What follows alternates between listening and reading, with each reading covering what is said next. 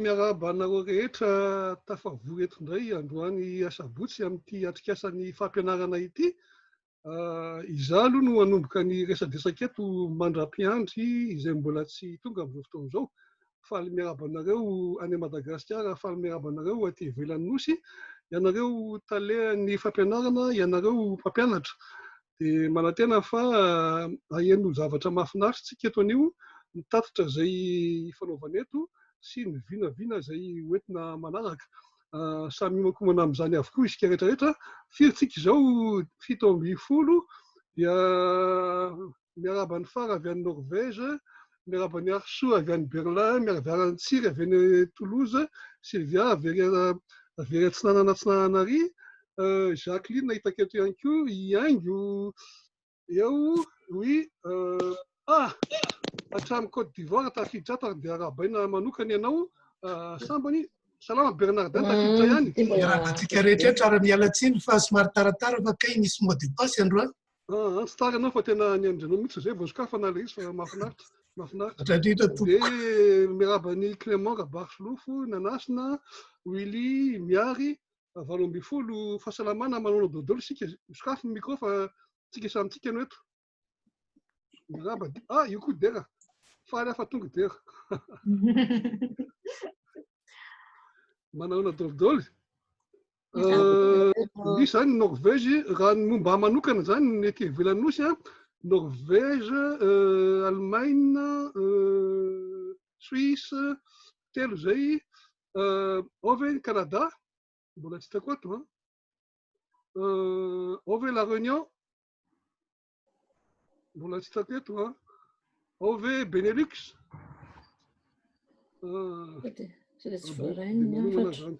Fahasalamana aloha, tsy za rery miresaka eto, manao dodolo isika rehetrarehetra. Tsara fa misaotra fa ianao manahoana? Ahoana fahitanao aho? Raha fiteneny aminay any Antsimandry dia hoe akory ty fahitao aho? Dia tsara ka. Mendrimendrika. Resaka. Firy. 7:20 isintsokandray. Angiarabary Clément ohatrany tsy tahitany ny endrika nga divotry ny lakisotra.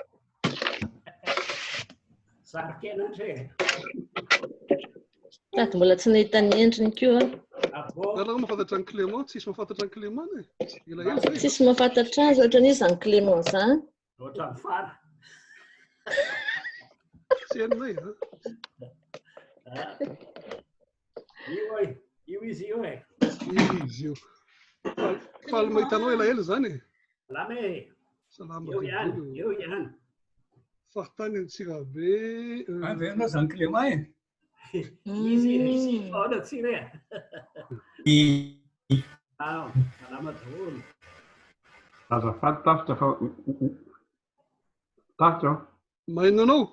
Onoa momba an'le mot de passe ohatrany mahavariana satria na le fatsamin'izay le hoe 07 ihany iny dia androany vao nahazo an'ilay zavatra nalefa ny privé niova 15:08 zany le izy.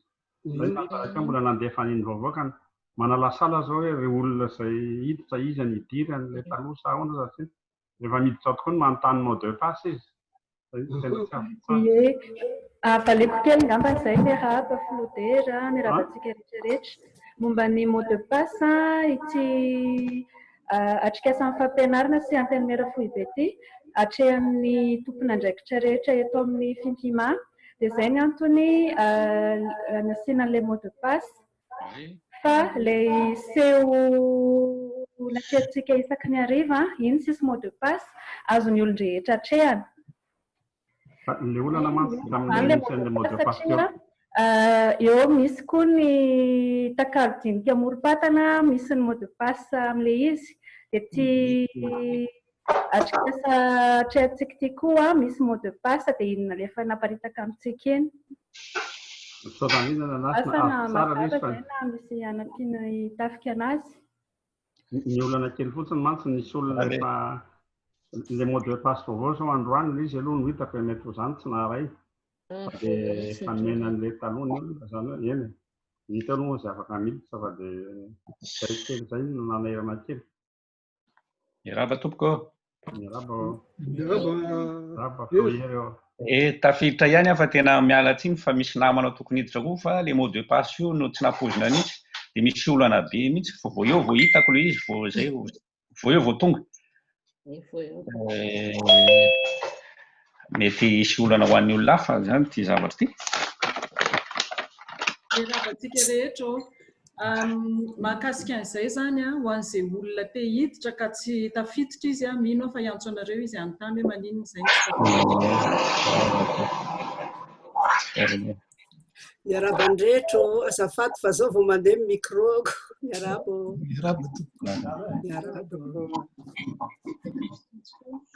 mieux parleur raha fahitany any Benelux sy ny ao frantsay raha mbola misy olona maro tokony hindrasana ve azafady? Ny any Benelux mbola misy tokoa raha matofilo satria vao nalefako io ny code satria tsy hitan-drareo le ino izy teo tao messenger vao zary vao teo vao hita vao teriny voana fa dia ngamba hiditra eo sy tafiditra fao antsika raha mba afaka 10 minitra keto fa hiantso an'zareo Misaotra indrindra tompoko.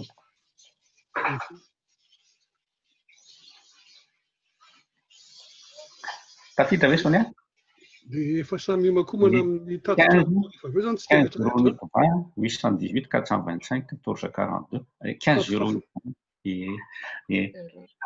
azonao ampitaina kely amin'ny Gaëtan ve? Raha andraso fa alefako amin'ny Gaëtan re. Ok.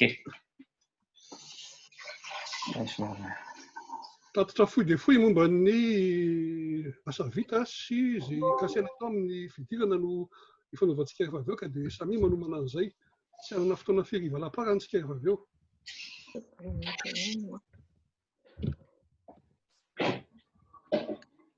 Tery 1:20 tsika izao. Rakotomalala.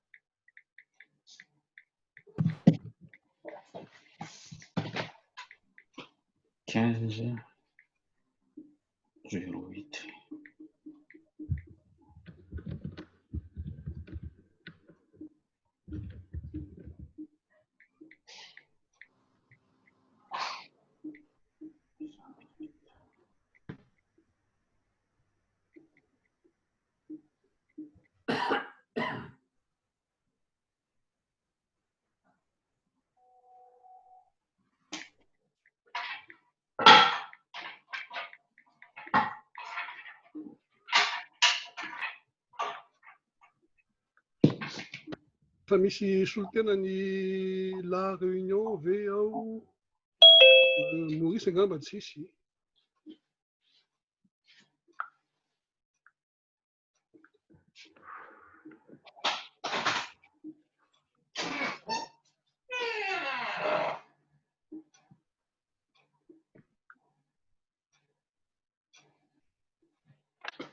Azafady.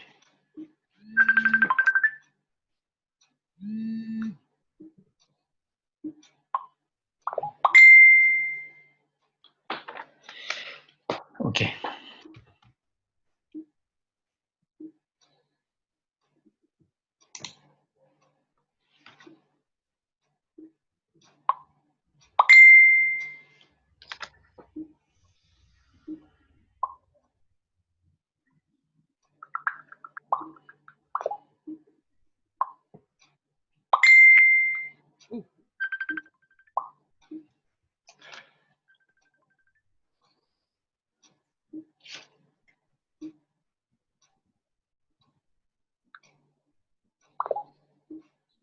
Bonjour, invité à Japon.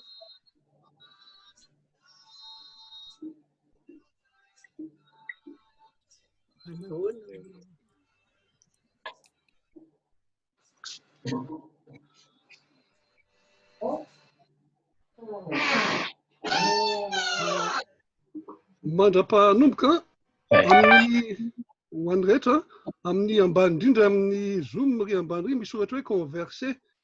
Rehefa manindry an'io nareo dia afaka mametraka manoratra ao zany dia angaviana ny tsirairay zany mba samy manoratra kely ao hoe I ery Benelux io fa tsy ery Norvège ohatra mba ahafahantsika mifankafantatra satria be da be no anarana fotsiny ka tsy fantatra avy hatrany hoe misolo tena ny sampana sa faritany sa fampianarana avy azafady indrindra tompoko ry ambany ry zany misy ohatra hoe converser a dia rehefa tsindrinao dia misy hoe envoyer à tout le monde dia tsindrinao hoe ery Benelux ty mbola faly miarahaba anareo hatrany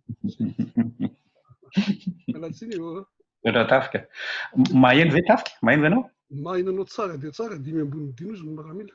Zao ohatra tompoko. Ny sary niova mantsy ny ordinateur fa maly ny alatsiny indrindra fa raha tsy natsikarina nareo tsy tao ny sary. Ay maty tanteraka tampoka ilay ordinateur dia niova. Dia mahita sary ve nareo zao? Tena hitako tsara mihitsy anao fa Saotra indrindra fa izany hoe mandeha zany ilay ordinateur vaovao. raha sinao jiro aloha dia vao maika tsara. Miaraba Zokodero, miaraba e. Safady indrindra fa tena vao napita any amin'ny mpampiofana sasany ilay tsy hitandrareo ilay kody. Efa ngamba tafiditra zao izy. Zay ka, zay efa tafiditra. Mety.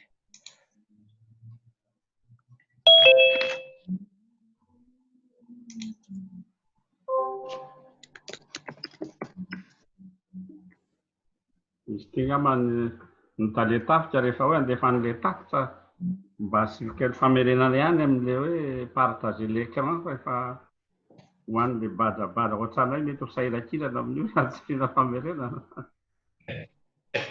Efa reradraraka. Tsy ampy fanazara tena ho aty zany. Mitovizany io.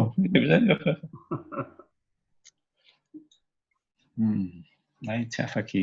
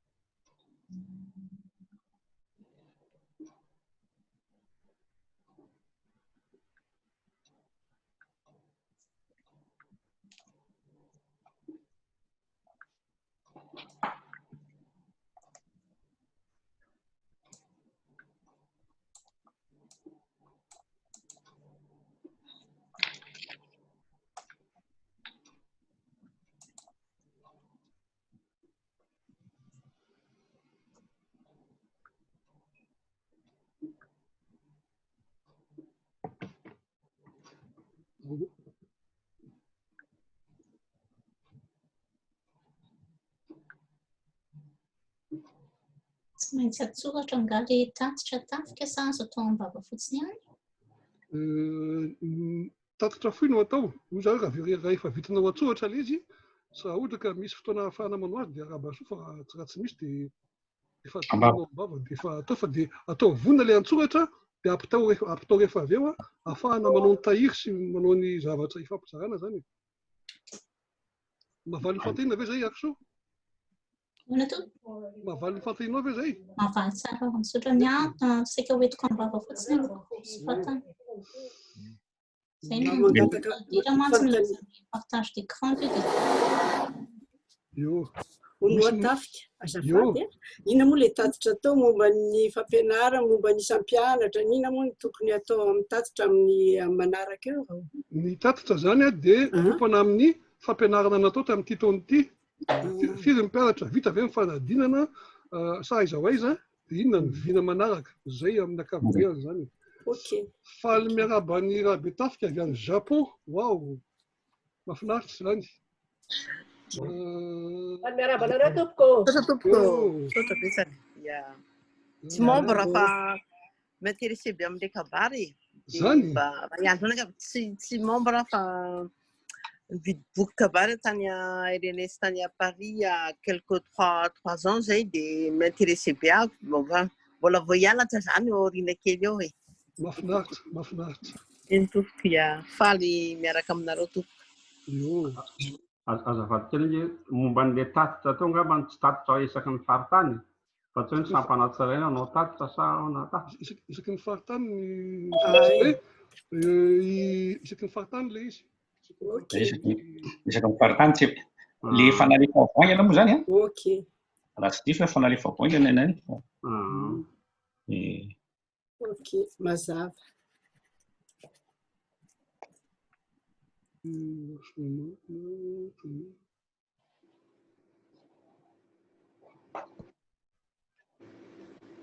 Miaraba zary Jacqueline. Miarabo. Ery Benelux. Miaraba ery io. Hitako ianao io.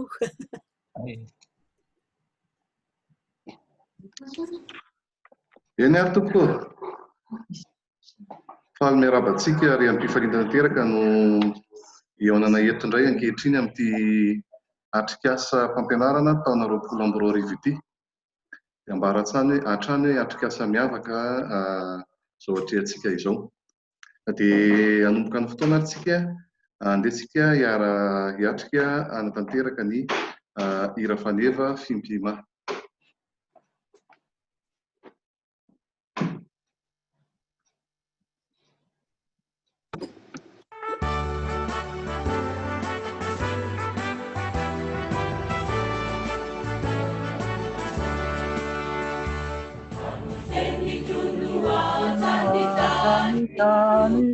Asanja chupa tena mamitu Kani sumaku iko chachani Teni hipani ufisi umami Sana ari chukiranu utsara Ifyukunda na ufipima Nikabari lumbati niaina Kibuku kichima leo nisana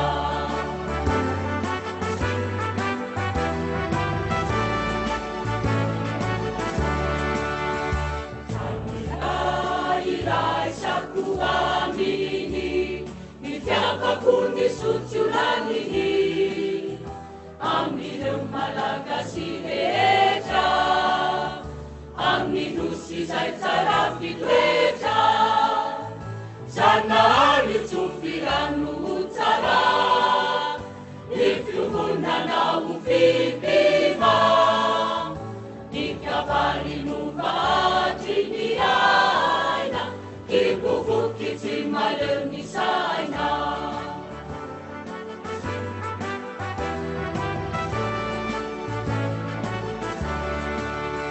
Semeja uandu nifianaku Sisaita tentu nifisainaku Antaraku miyasini tenitu Uadini jumati unenitu Sanari tufiranu utara Nifyuhuna na ufipima Nikabali nubati niaina Kibuku kitimale nisaina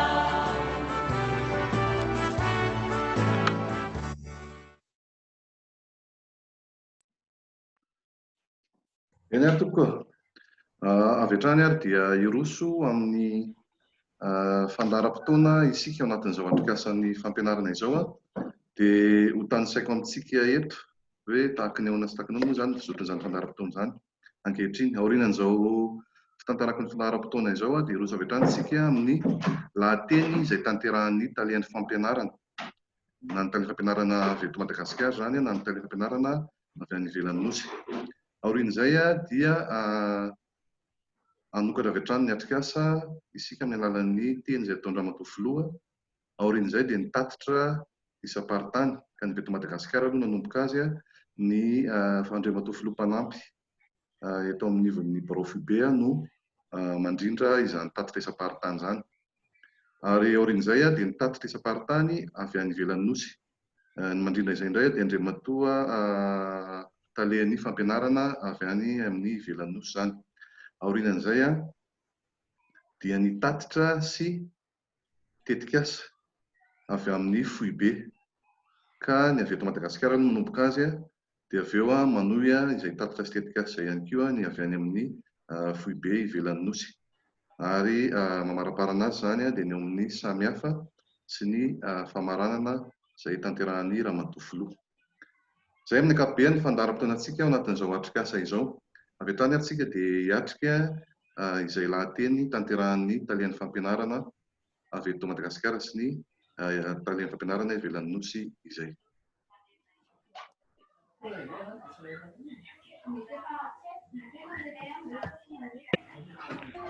Tomboky lahy sy tomboky vavy toy ny mikapahazo anelankely hatrany ny fanabeazana ko raha mikavivivitana famaky sy diso fandritra tady dia manimba ny trano asoavina. Arak'izany misy hatrany ny afikasam-pirenena mahakasika ny fampianarana kabary izay ataona eto anivon'ny Foibe Fipima. Koa ny mpampianatra manarak'izany atrikasa izany dia toy ny faladihizam-potaka ka tsy manao vahoso feta eo amin'ny sehatry ny fampianarana. Ko aza misalasala ary andeha hianatra kabary eto anivon'ny Fipima. Misy sokajy fampianarana efatra. Voalohany sokajy tanin-kitra, taona voalohany, faharoa, fahatelo ho an'ny ankizy. Ka ny taona fahatelo ihany no misy fanadinana ary tolorana rehefa afaka. Misy sokajy faharoa dia ny mpifana natokana ho an'ny tanora sy ny lehibe vao manomboka nianatra kabary. Misy fanadinana ihany koa, fanadinana iombonana amin'ny famarahana ny tompinarana ary tokonana mari-pahaizana avy ety amin'ny Foibe ireo fampanadinana ireo. Manaraka dia ny sokajy fahatelo ny takalo izay natao analamana vava sy anatevenam-pahalalana ka natokana ho an'ireo nahavita ny sokajy mpifana sokajy takalo. Ny farany dia ny sokajy mpandalina natao hikarohana lalindalina koa momba ny kabary ary miafara amin'ny fanaovana boky sy fanohana voka-pikarohana. Misy toeram-pianarana manodidina ny 700 eto anivon'ny Fipima ka fandaharam-pianarana iombonana no tanterahana amin'izany. Misy hatrany moa ny atrikasam-pirenena izay atao isan-taona anaovana isam-paritany tatitry ny fampianarana vita ny tondasa.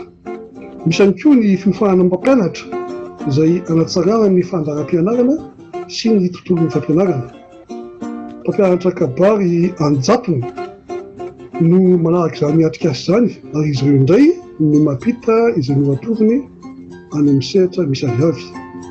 Marina moa fa lazadina avy ety amin'ny Foibe ho anadirana amin'ny famarahana ny taom-pianarana ho an'ny mpiofana ary mari-pahaizana iombonana no zaraina amin'izany.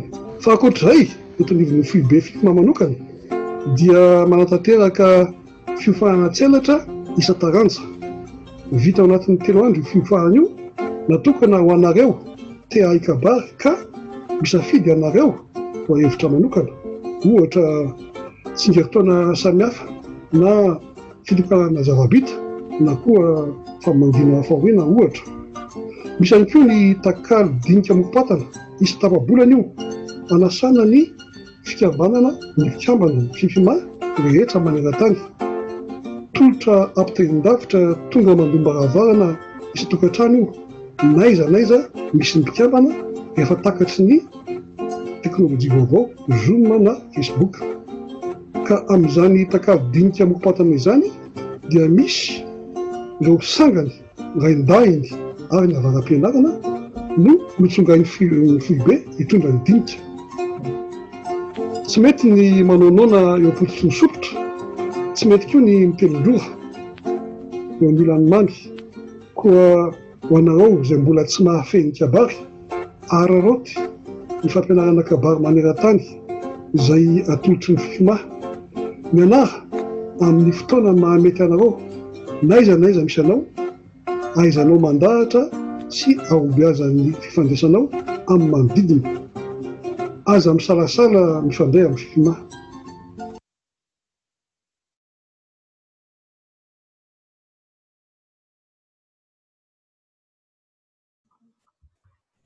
Tomboky lahy sy tomboky vavy ianareo araka ny laharana misy eto amin'ny Fipima, ianareo mpampianatra kabary rehetra, miteny toy ny tena mialora andeha tanjaka sy vitrika eo am-panefanany didy toana sy hery razoikasa sarana Ary noho izany indrindra no andraisana fitenenana eto, tsy kabary akory, fa eo ny sehitry ny fampianarana moa no tompon'ny fotoana anio, fa anokatra izany atrikasa izany ny tenako ho ambarako ary fa misokatra ny atrikasa-pireneny ny fampianarana izay totosaina eto anivon'ny FIPIMA.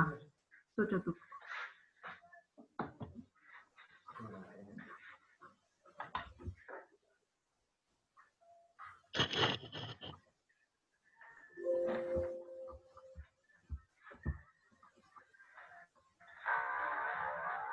Tompokilasy tompovavy, raha araka ny fandaharam-potoana izay efa nolazain'ny Tony teo dia anjara an'Andriamatoa filoam-panampy eo anivon'ny foibe FIPIMA ny andrindra ny tatitra izay ataony isam-paritany. Ohatran'ny mbola tsy tazako eto Andriamatoa filoam-panampy ka mandra-paharitongany. Dia ho raisiko ny teny, raha eo moa ianao dia avefizanao avy hatrany. Anazava fohy aho hoe ny teny roa minitra avy ny isam-paritany manao ny tatitra, ary ny tatitra ho lazaina inona moa tatitra eo anatin'ny 2 minitra, inona ny vita, inona ny mbola tsy vita, ary ahoana ny tohiny. Taom-pianarana 2024 ihany izany no ho lazaintsika eto. Inona ny vita, inona ny tsy vita, ahoana ny tohin'izay. 2 minitra isam-paritany. Efa tonga ny tatitra avy any aminareo, ny tatitra an-tsoratra, misy 50 pejy, misy 4 pejy, arakaraka ny asa vitan'ny sehatra tsirairay moa izany sy ny habean'ny faritany, satria ao anatin'ny faritany ny sampana rehetra ao anatin'ny faritany dia mivondrona ao anatin'izay avokoa ny tatitra rehetra. An'ireo izay efa nahatonga izany dia akasitrahana feno, raha sanatria ka misy mbola tsy nahatonga dia miangavy anareo tompony andraikitry ny fampianarana, raha tsy nahavita ny talen'ny fampianarana ny tompony andraikitra ao anatin'ny vina mampiray tompony ny toniny manara-maso ny asan'ny fiadidindra ratsirairay. Raha tsy mahavita ny tony dia misy ao hoe ny tompony andraikitra voalohany amin'ny fampiroboroboana ny fikambanana, koa mino fa na tsy eo ary ny talen'ny fampianarana misy ny tony na tsy eo ny tony, eo ny filoha dia izy izany ny tatitra izay ho raisina avy any amin'ny isam-paritany. Ao ve Andriamatoa filoam-panampy? Efa eto dia manatitra ny fiarabana anareo rehetra izay manatrika ity atrikasa ity. Ka araka izany ary dia 2 minitra no atokana ho an'ny isam-paritany anaovany ny tatitra.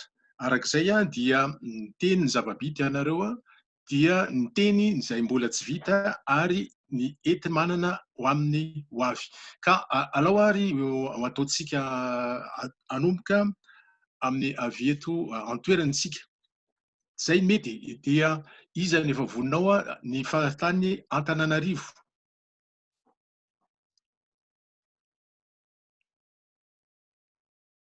Efa vonina ve tompo?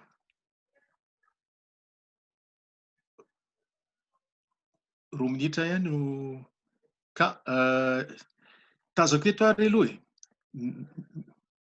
tazako eto ary eo sao dia afaka tonga dia anomboka ianao Ramatoa Sylvia ny an'ny Tomasina.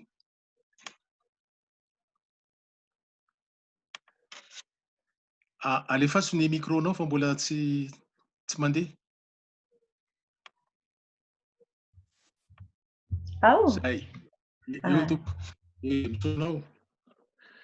Eny ary, zahay efa aty amin'ny faritany FIPIMA Tomasina no hanolotra ny tatitry ny fampianarana tao anatin'ny taona 2024 dia manantitra ny arahaba ho antsika dia kopakopa tanana avy aty aminay aty atsinanana aty. Toy izao ary no zava-bita ny volana Oktobra 2024 dia nanao atrikasa ny fampianarana teto Tomasina. Fanao ny faritany isaky ny vita ny atrikasa izay ampanaoviny foibe dia manatanteraka ny azy izahay aty amin'ny faritany, ka ny volana Oktobra no nanatanterahana izany teto Tomasina.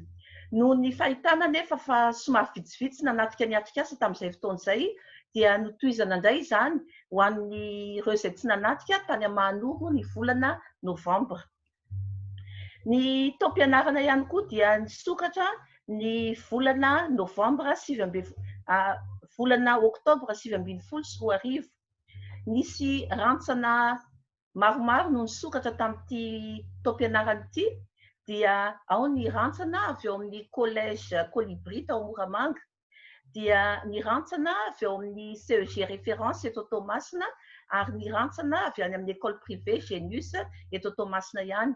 Marihana fa ireo rantsana rehetra izay nisokatra ireo dia ny sokajy tany-ketsa no tena nampidirina zany any anatin'ireo rantsana vaovao ireo. Amin'ireo sampana 1ambinifolo eto Toamasina dia ny sampana 5 no efa nanomboka ny fampianarana ary sokajy tany-ketsa sy mpiofana ary takalo avokoa no hita amin'ireo. Ny sokajy mpandalina moa dia mbola tsy misy aty amin'ny faritany. Mahatonga an'ilay hoe ny 5 amin'ny 1ambinifolo ihany no mbola niditra, nisy sampana 2 teto Toamasina, ny sampana Parafaravola sy ny sampana Manoro dia nisy ny fiovan'ny Flon dia niova ihany koa zany ny birao dia mbola tsy tanteraka moa izay fiovan'ny birao izay tsy natanteraka ny fanombohana ny fampianarana. Efa nanomboka daholo ny lesona ary saika efa niampahany betsaka ny vita manerana amin'ny faritany. Efa saika vita daholo ny kabary ampanambadiana, ny kabary karatsiana zany sisa no tavela tao aorianan'izao fahasahiranana ny anjany tamintsika izao. Misy hatrany ihany koa ny fifanakalozana mpampianatra eo amin'ny samy sampana. Dia hita moa zany eo amin'ilay sampana mifanakaiky toy ny hoe sampana avy eto Toamasina mampianatra any amin'ny sampana any Fenerive Est na mampianatra ihany koa ny avy ao Manoro mampianatra any Vatomandry dia toy izay ihany koa ny ao loatra Mangoro. Izay moa zany dia atao fomba fiasa eto amin'ny sampana eto amin'ny faritany, ireo sampana izay mifanakaiky ihany dia mifanakalo mpampianatra araka ny fandaminan'ny talehan'ny fampianarana ao amin'ny sampana. Hatreo aloha zany no vita tamin'ity taona ity dia mijanona hatreo moa zany ny fampianarana nanomboka tamin'ny volana marsa iny dia ny kabary karatsiana sisa no tavela saika ny amin'ny ankamaroany. Ny vinavina izay saika natao moa dia hoe nisy ny famoahana faobe, izany hoe natao famoahana iraisana taty amin'ny faritany izay ny vinavinaina tamin'ny volana aogositra teo fa saingy tsy tanteraka moa izany fa izay no vinavina manaraka zany dia ny fanohizana ny fampianarana. Fanohizana ny fampianarana dia indrindra ihany koa ny fanohizana n'ireo hetsika rehetrarehetra izay mifandray amin'izay fampianarana sy famoahana izay. Izay no masakazona tolotra avy aty aminay avy aty Antsinanana tompoko fa dia mankasitraka antsika rehetrarehetra dia izay no azo ambara fa dia misaotra indrindra. Dia misaotra anareo avy any Toamasina any napita izay vaovao izay. Andeha hiditra Aivavona Antananarivo dia omentsika ny Antananarivo. Amin'ny Facebook moa Antananarivo manaraka dia ampitaina amin'ny alalan'ny finday eto izany avy amin'ny tonian'ny fampianarana Antananarivo. Ferabatsika rehetra Findima maneran-tany manaraka izao atikasa fampianarana izao. Raha ny tatitsy ny fampianarana eto Antananarivo moa zany dia nanomboka tamin'ny 20 septambra nisy ny fiofanana niarahana tamin'ny mpampianatra izay naterana tamin'ny mpampiofana Andriamatoa Diadema moa ho an'ny mpampianatra rehetra teto Antananarivo ka nisy 30 nanatrika izany. Tao koa ny fanokafana ny fampianarana tamin'ny 15 volana oktobra 2024. Tamin'izany ihany koa no nampahafantarana Andriamatoa Ranjatoery Arlala ny tantara ny andiany amin'ny fampianarana ity dia ny andiany Amotana. Manaraka izany ihany koa ny fanaony isa-taona moa dia nisy ny atikasa fampianarana natao ny 2 Novambra 2024 izay natrehan'ny mpampianatra 70 manodidina Antananarivo teo eo. Izy koa ny fiofanana nentina Andriamatoa Rajaomaria Andrikina. Tamin'ny 20 febroary no natao ny fampianarana iombonana fiaintan-tantàna Findima izay notaritin'Andriamatoa Alsoa Ravalitery.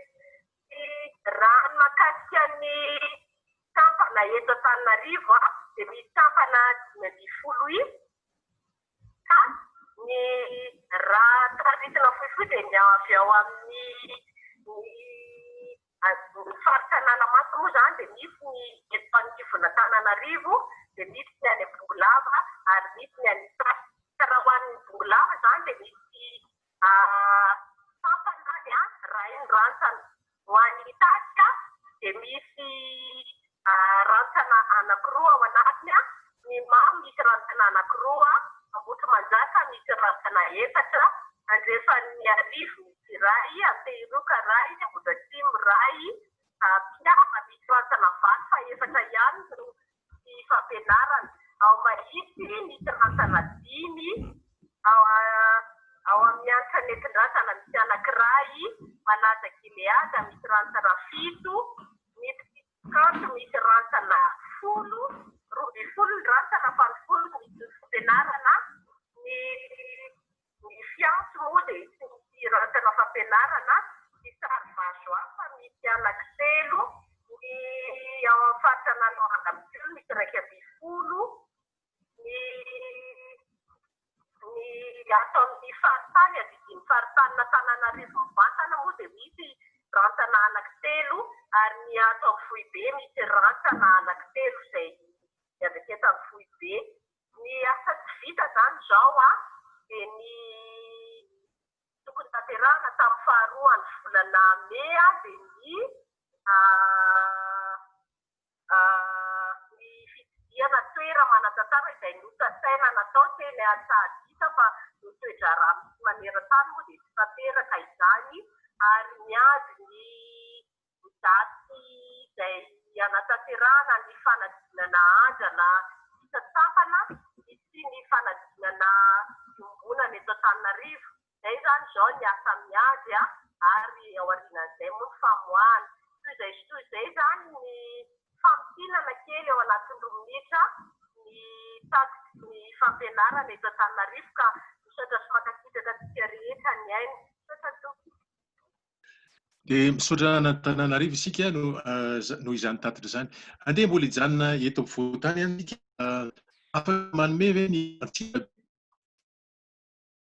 Antsirabe ateo? Antsirabe?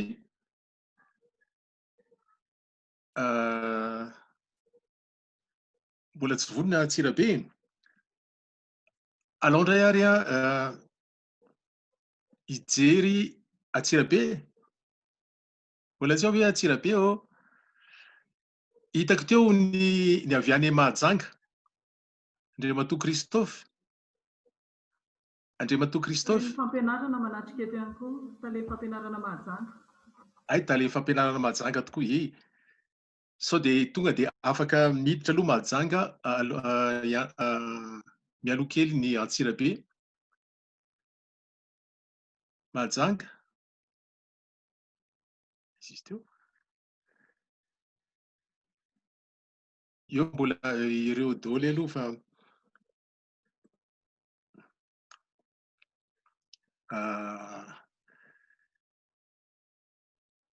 tsy mbola misy vonona, hoe Mahajanga.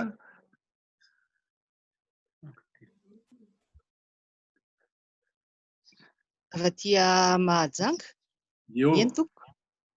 Dia midira nareo manao ny tatitra, ny angatahana aminareo moa zany dia iteny ny zava-vita, dia ny inona ny tsy vita ary ahoana ny hatrehana ny ho avy.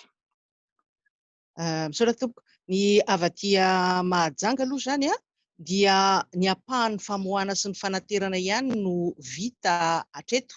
Ny mbola tsy vita zany dia misy any Miadana, sampana Miadana, dia misy ny sampana Marivoay, misy ny sampana Maheva-tanàna, ary koa ny any Bealanana.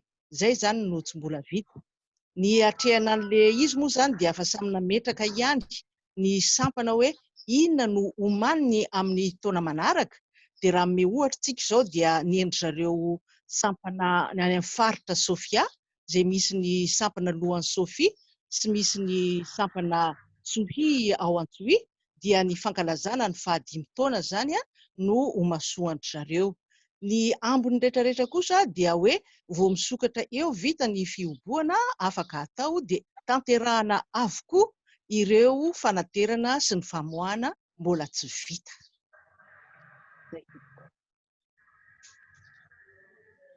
Misaotra indrindra nareo avy any Majanga naneza tato izany fa zay moa zany no tadiavintsika ity. Nareo avy any Antsirabe, afaka miteny ve ny ao Antsirabe? Nao ny tatitra? Zay hitako eto any aloha Miomana ny ao Antsirabe dia ataontsika amin'ny alalan'ny finday raha ohatra ka misy olana ny fandefasana ny teo. Nareo avy any Antsirabe, hitako eto? Allô? Io, afaka miteny ianao. Etonko ny ety amin'ny faritany Antsirabe tatitra mahakasika ny fampianarana kabary. Ny faritany Antsirabe moa dia ahitana sampana sivy, nisan'izany ny sampana Aliansa, ny Fokrifa, ny sampana Betafo, ny sampana Vonipikadia, ny sampana Ambohipeno, ny sampana Mandoto, fahafito ny sampana Ambatolampy ary ny fahavalo sampana Miandrivazo, Morondava ny fahasivy. Ireo moa zany dia mirafitra anatina faritra anankiroa satria faritra Vakinankaratra ny fito ary ny anankiroa dia faritry Menabe. Tamin'ny volana febroary nisy ny fanamarihana ny fanokafana ny taom-piofahana kabary taom-pikatsoana 2024.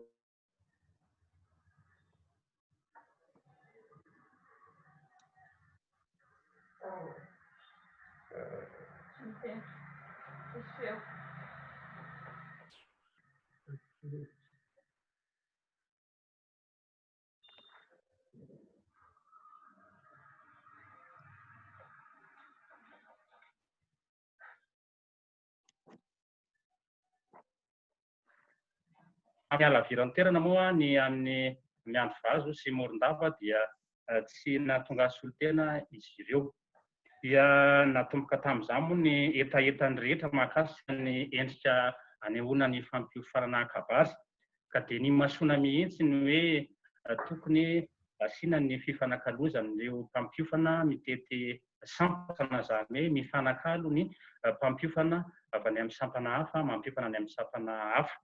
Saingy noho ny amehana ara-pahasalamana moa izay nanomboka tamin'ny 20 martsa, raha teto anivon'ny firenena izay anisan'ny nananjany fepetra izay napetraky ny tompon'andraikitra ara-pahasalamana dia tsy ny tanteraka ny fitsidiana isa-tsampana. Ny fikasana nefa dia mbola ho tohizana ihany izany. Raha iverina fa raha volana taoriana fiofanana no nampiofana ny rehetra dia efa nikatoka taloha kelin'izay kosa ny ankamaroany, ka alohan'ny sy ny fiboahana teto anivon'ny firenena dia saika efa nanao ny fampiofana daholo ny rehetra ary saika vita avokoa ny fampiofana mahakasika ny kabary fangataham-panambadiana. Ny sisa mbola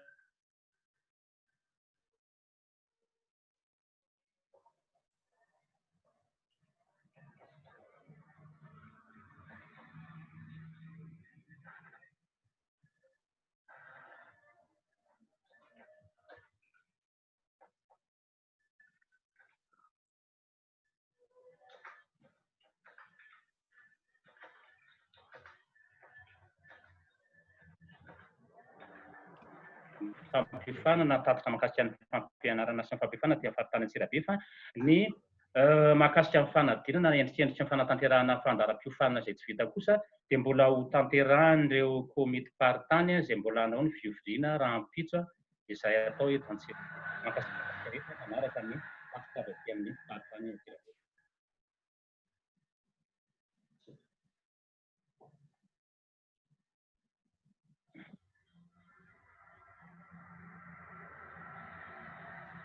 Tapitra ny anareo any Antsirabe. Eny ary. Manaraka ny tatitra avy aty aminay. Misaotra ny avy any Antsirabe nanao izay tatitra izay. Mbola hijanona eto an-toerana ihany isika. Iza zao no avy eo ny avy any Toliary ve? Tsisy. Ny Mahajanga efa navita teo. Sao dia misy solon-tena ny Fianaratsoa? Fianaratsoa? Misy avy any Fianaratsoa hoe? Avy hatrany dia roso mitatitra avy amin'ny faritany anankitelo izay nahatonga tatitra ny soratra dia ampitaina amintsika etoana izany.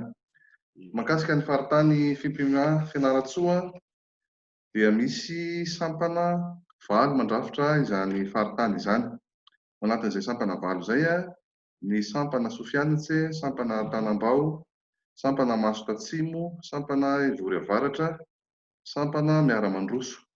Ireo no ao an-tampon-tanànan'ny Fianaratsoa. Dia ankoatr'izay dia misy ny sampana Isandra, ny sampana Ambohimasoa ary ny sampana Mananjary.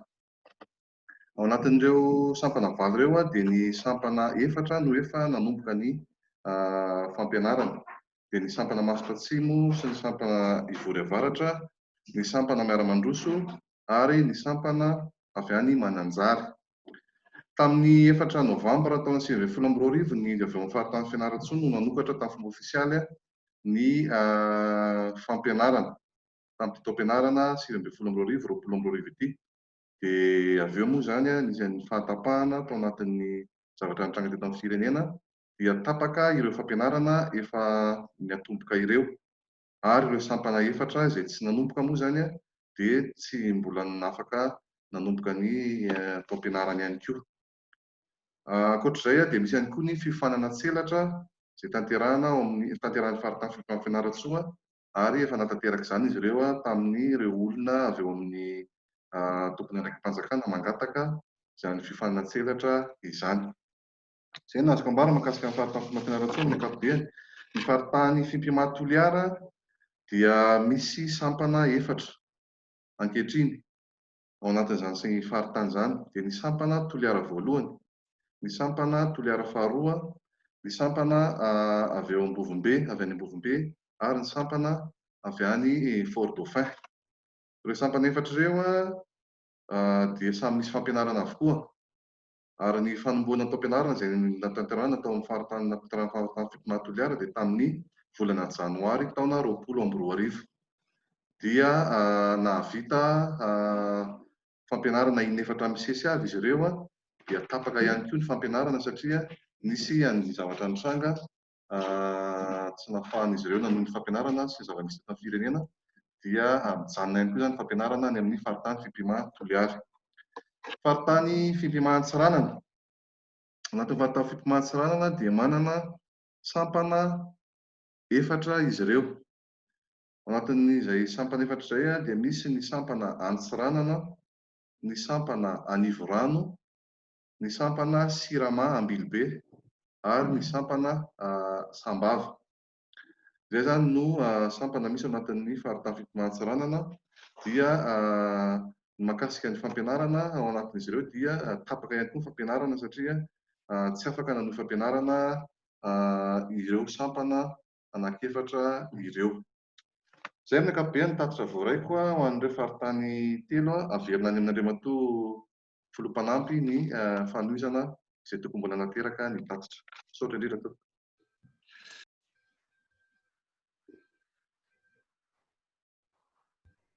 Dia misaotra indrindra Andriamatoa Tania nitondra ny tatitr'ireo faritany telo nitambatra ireo anankitelo ireo izany. Ka ny eto an-toerana izany efa tapitra daholo izay ny faritra teto an-toerana efa hitantsika Antananarivo, Antsirabe, Toamasina, Mahajanga, Atsiranana, Toliara ary Fianaratsoa. Izay tsisy adino intsony ka andehantsika hiampita ranomasina amin'izay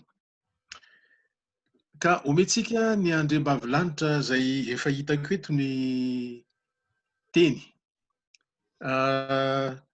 Ny avy any Alemana ve tompoko eo ramatoa Arsoa izay omena anao ary ny teny hitondra ny teny mitatitra indrindra manolotra ny avahantsika rehetra aty Alemana raha ny tatitra fohifohy ny sampana Alemana moa mbola vao nisokatra ny taona 2024. Ny tonia amin'ny fampianarana eto aminay dia Andriamatoa Ramahefarson Epifana avy amin'ny faritany Frantsa ao amin'ny sampana Toulouse raha tsy diso. dia izy no ny andraikitra ny fampianarana ny taona voalohany sy faharoa dia nirotsaka miaraka na mpianatra taminy tena koa nanomboka ny taom-pianarana 2024 ny mpianatra eto amin'ny sampana Alemana dia miparitaka eraky Alemana fa tsy amin'ny toerana iray ka noho izany dia nan'ny Skype hatrany no fampianarana dia noho ny tonga ny valanaretina dia tsy nanelingelina firy ny fampianarana izany fa afaka nanohy tsara ihany ny mpianatra ka nahavita somatsara hatramin'ny farany fandaharam-potoana rehetra sy ny fandaharam-pianarana rehetra. Ny fanaovana fanadinana no tsy afaka natao izany satria iny no ionana amin'ny toerana iray dia noho ny tsy fahafahana miona aty Alemana dia tsy afaka natao izany fa miandry amin'ny herintaona andeha manaraka izany ny mpianatra mivoaka tamin'ity taona ity dia izay vao manao fanadinana sy mahazo ny mari-pahaizana. Ankehitriny kosa dia efa misy maromaro eto aminay ny soratra anarana hanomboka hianatra amin'ny taom-pianarana manaraka ka dia mahavelom-bolo indrindra fa dia tohizana hatrany ny fampianarana kabary eto Alemana dia enganiko mba hitombo anisan-trano izahay eto. Izay tompoko no afaka lasainy tsotsotra amin'ny sampana Alemana. Misaotra indrindra tompoko. Misaotra ny Arso ny santatra ny tatitra amin'ny faritany aty ivelan'ny nosy. Rahabaina izany ianareo any Berlin, ianareo any Alemana, afaka niatrika ny aretina amin'ny fampiasana ny Skype izany. Manantena fa ohatran'izay dolidolo koa ny faritany hafa aty ivelan'ny nosy. Rehefa vita izany ny Berlin Alemana dia hiampita eto Frantsa tsika dia omena ny andriamatoa dia raha mandray vonina ny teny raha ohatra ka vonina izy azafady.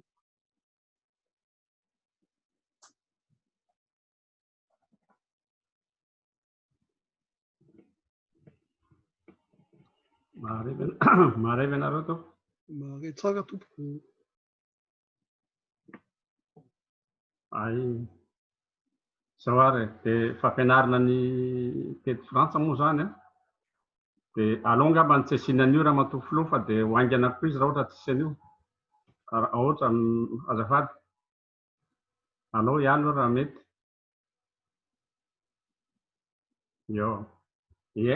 Hiezaka matahotra ny ohatra be an'ilay 2 minitra raha misy an'ilay PowerPoint fa dia fehezina araka izao ilay izy. Ny fampianarana teto Frantsa moa izany dia nanomboka tamin'ny volana septambra. Ary eto moa izany dia eto Frantsa misy sampana 12 fa dia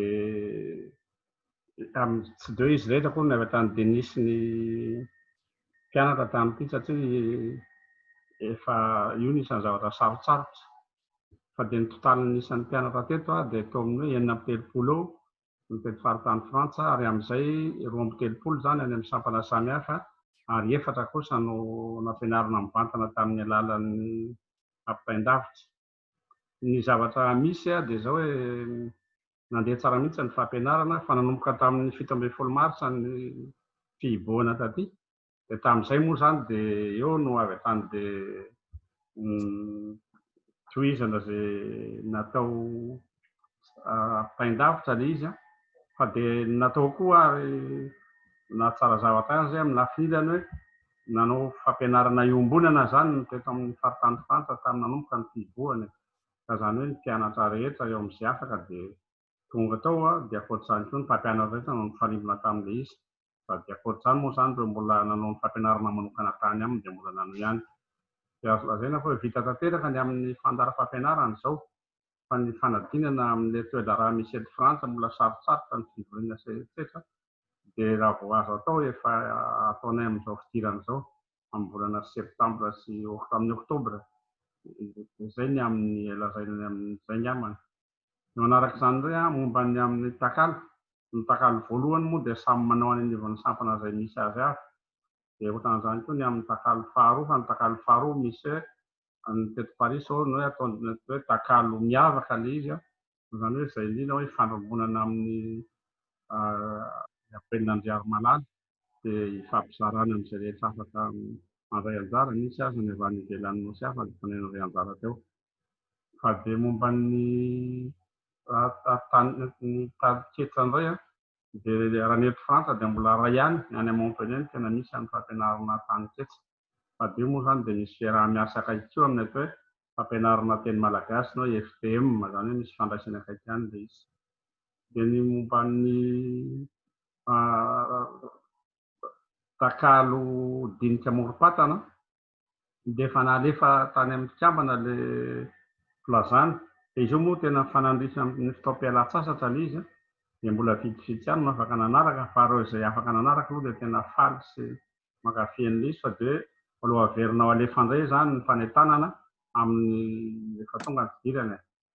Dia momba ny amin'ny sokajy mpandalina indray dia tena misy mangaitaita tokoa ny eto amin'ny faritany Frantsa ary efa nalefa any amin'ny foibe sy ny fampianarana any ny fangatahana sy ny fisoratana sy ny hoe ahoana ny fomba hanatanterahana azy fa dia mba miandry ny valo teniny iny.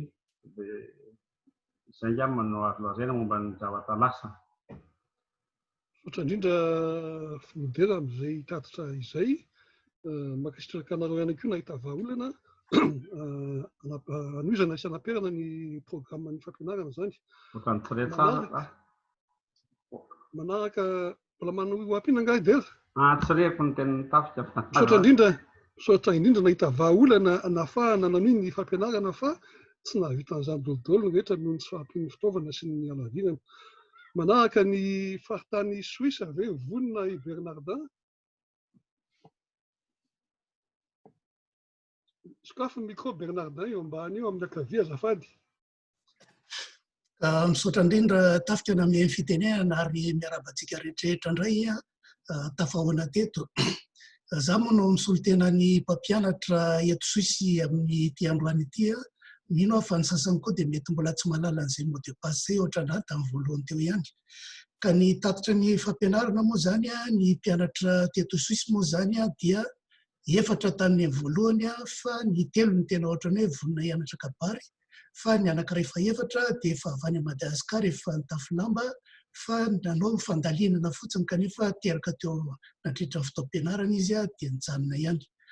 Raha ny fandehan'ny fampianarana teto Suisse moa zany dia nanomboka ny volana Novambra 2024 ary tapitra taony elanela ny volana May 2024. Tsy nisy fatapahana zany satria fanalavitra daholo ireo mpianatra ireo ka natao tamin'ny Skype ho an'ny ilay anankiray tany Delémont, ny anankiroa teto Genève moa zany dia manatrika mandeha aty amin'ny trano fampianarana. Ka nisy fotoana moa tamin'ny fiboahana ireny zany tsy azo natao aloha dia tohizina foana natao tamin'ny Skype. Avy eo moa nahazo natao indray ny fiarahana mihoatra rehefa latsaky ny olona rehefa tsy mihoatra ny olona 5 dia afaka natao ihany zany ny teto Genève zany nandeha tamin'ny trano fampianarana zany dia nitohy ny fampianarana ka tsy nijanona mihitsy. Efa natao ny fanadinana andrana teo tena volana May ary ny fanadinana famaranana tamin'ny 17 volana May. 4 zany ny mpianatra niadina zany ary afaka daholo moa izy 3 mirahalahy zany ary tsara dia tsara tokotrany ny letan'ny reto mpianatra ireto. Ny famoahana moa dia vinavinaina ho amin'ny 7 Novambra 2024. Tsy tapaka mihitsy araka voalazako teo ny fampianarana taty satria marina fa vitsy ny mpampianatra taty kanefa dia nanampy tokotrany ry zareo ka avy any Madagasikara teo Ramatoa Filoha sy Andriamatoa Raimbe Mirindra izay nitondra ny fampianarana hatrany hatrany ka dia tsy tapaka mihitsy. Ny farany moa zany dia efa manomboka nanao ny takalo tao aorianan'izay efa nisy ny takalo voalohany niarahana niaraka tamin'ireo mpianatra navita ny fanadinana ary ny takalo faharoa manaraka zany dia amin'ny 29 volana Aogositra mety andaminana amin'izay amin'ny hetsika izay fanomanana ny hetsika izay ho atao amin'ny fivoahana amin'ny 7 Novambra 2024. Zay daholo angamba fa ny tatitra an-tsoratra moa dia manaraka ihany fa mbola mino fa tsy mbola nandefa angamba raha tsy efa navoaray angamba nareo. Dia misaotra indrindra tompoko. Ianao no isaorana Bernardin dia arabaina ianareo Suisse sady nahatotosan'ny fampianarana nahavita ihany koa ny fanadinana dia lasa lobe zany nareo fa dia mahafinaritra ny resaka ohatr'izay. Manaraka Norvège ifara angamba no hitondra ny teny Norvège sa misy olona hafa ao? Faly miarahaba-tafika sy miarahaba-ny rehetra. Ie, izao ny farany no hitondra ny teny avy aty Norvezy fa tsy tafiditra ny solon-tena sasany sady misy koa mahatery ny tsy ahafahana miditra eto. Dia ny taom-pianarana 2024 moa zany dia andeha amin'ny fahadimy avy aty Norvezy no mpianatra. Ary mianadahy izy ireo dia nanaraka amin'ny fampianarana taom-pianarana nandritry ny herintaona latsaka izany, nanomboka tamin'ny volana Novambra 2024. Dia ny asa vita zany ny farana ny volana Avril 2024 teo ny fampianarana totoza soamantsara tamin'ny Skype zany no fampianarana teto Norvezy hatramin'izay. Dia miandry ny fanadinana izy ireo.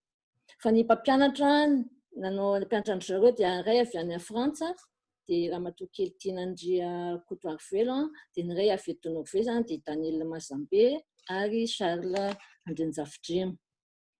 Ny zavatra tsy vita hatramin'izao aloha zany dia ny fomba ny fanadinana noho ny toe-javatra misy maneran-tany izay raha mahalala dia voaterina hemitra ny fotoana mbola tsy voafetra na ny fanadinana ny lanonana famoahana ireo andiny fahadimy ireo. Dia efa milaza manoratra ihany moa zany ny mpampianatra teo fa hoe efa mitaditady ny toerana fotoana zany anaovana ny fanadinana ny mpianatra. Dia izay angamba ny azoko lazaina ambara avy aty Norvezy. Saotra indrindra Fara, nanjary lasa arakarajokiny izany, manaraka izany ny any Benelux, tsy fantatro na Ier na Isonia no hanao ny tatitra amin'ity indray mitoraka ity.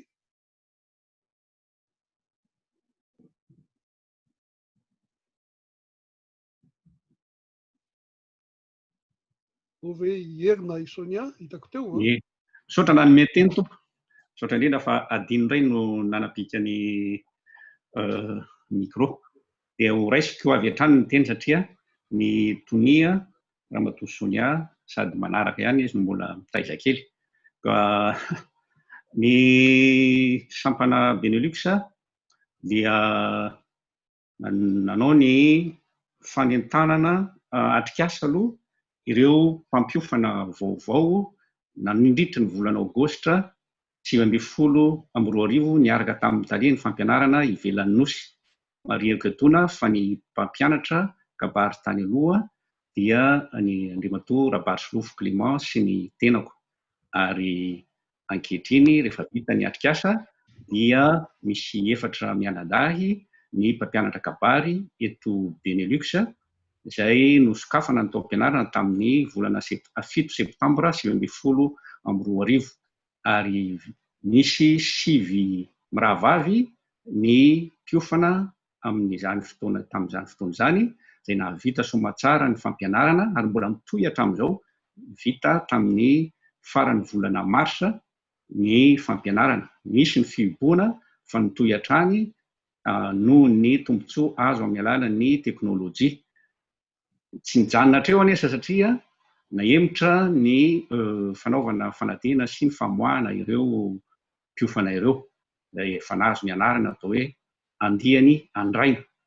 Ary mitohy hatramin'ny alakamisy alarobia 20 Aogositra ny fampianarana izay mitohy hatrany izany hoe famerenan-desona. Amin'izao fotoana izao an'izy ny andihany andraina amin'izany fotoana izany. Ny famoahana, ny fanadinana amin'ny andihany andrainy dia hatao ny 5 septambra, sabotsy 5 septambra 2022.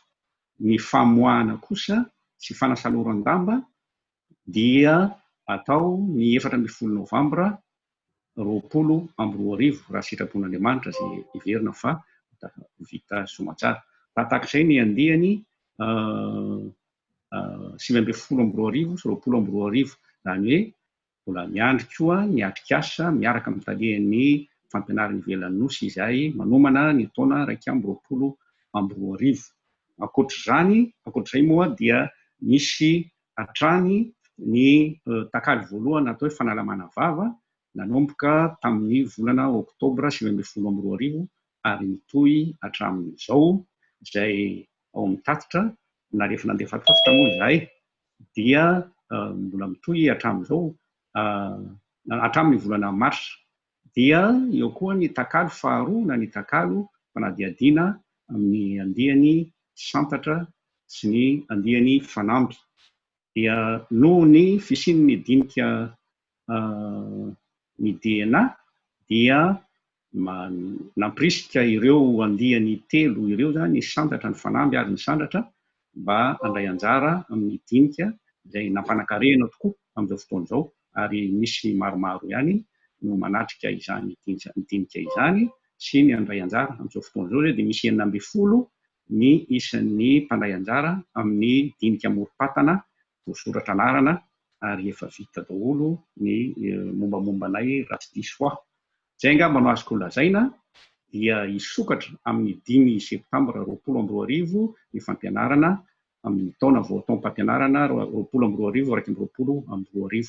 Izay angamba no fameno ny tatitra efa nalefa to. Misaotra indrindra. Misaotra indrindra ery dia mbary anareo atontosany manaraka satria mbola misy zany ny fiatrehana ny fanadihana sy ny famoahana. Manaraka dia ry amin'ny nosy raha vavy ery hitako teo Chantal raha tsy diso ao ve ianao?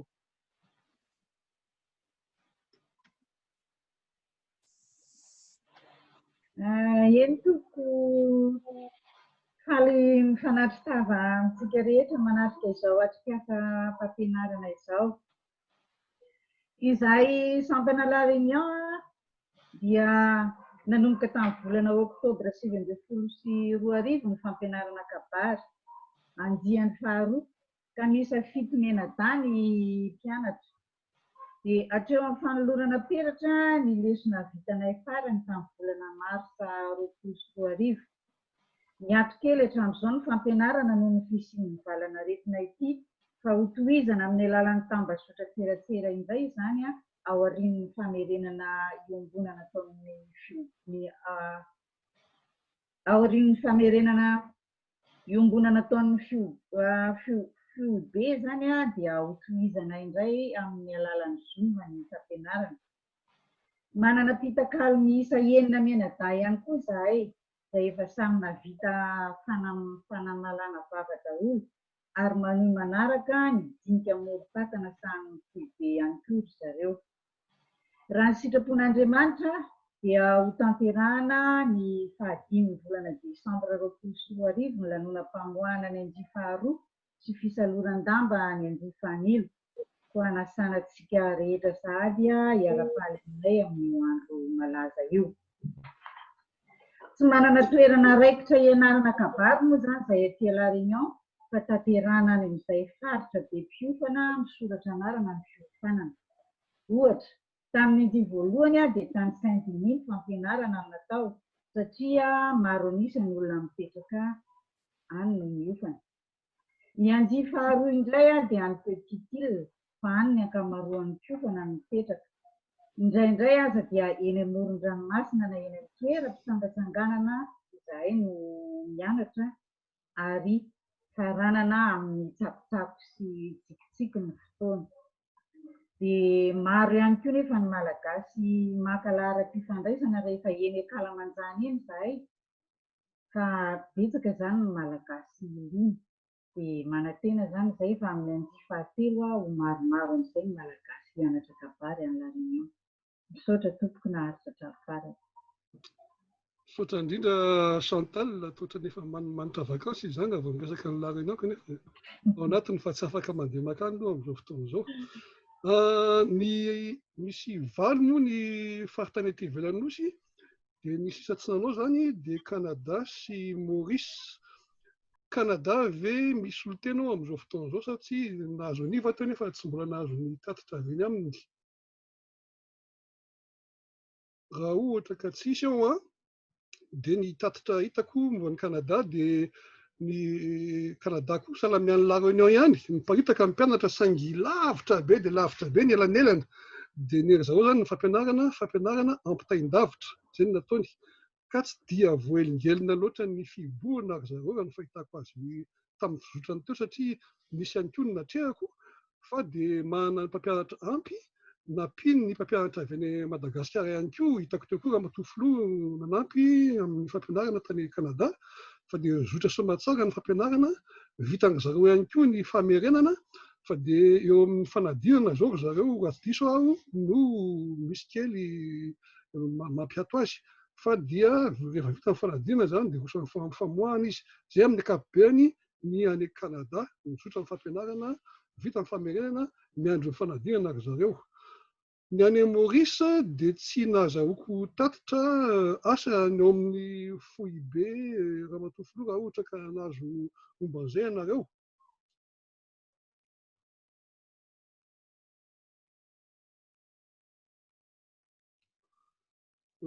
Ramatoafoloha. Ny tany Maurice nazahoana tatitra zany tamin'ny tao anatin'ny tatitra iombonan'ny sampana fimpihana Maurice moa zany. Misy ny mpianatra amin'izao fotoana zany dian'ny fahatelo dia mbola ao anatin'ny fianarana ry zareo mbola tsisy ny vinavinan'ny datin'androm-panadinana. Dia saorana amin'izay zay zany no mamarana ny tatitra avy ety ivelan'ny nosy fa eto am-pamarahana dia manao kompatanana aho ho an'ny zareo any Côte d'Ivoire amin'izao fotoana izay manatrika eto, hitatsika teo koa ny avy any Japon, asa raha ohatra ka misy amin'ny faritany ivelan'ny nosy hafa koa manatrika eto, fa ny faniriana dia iampita any aminareo any ny fampianarana kabary, tsisy olana mihitsy zany tsy voatery anidina makany Japon na mandeha any Côte d'Ivoire fa vitantsika amin'ny teknôlôjia vaovao zany zavatra zany, ka dia zay moa zany ao anatin'ny tetikasa rehefa avy eo tsy maintsy hiverina betsika, fa dia zay Ramatoafoloha no mamarana ny tatitra avy ety amin'ny faritra ivelan'ny nosy.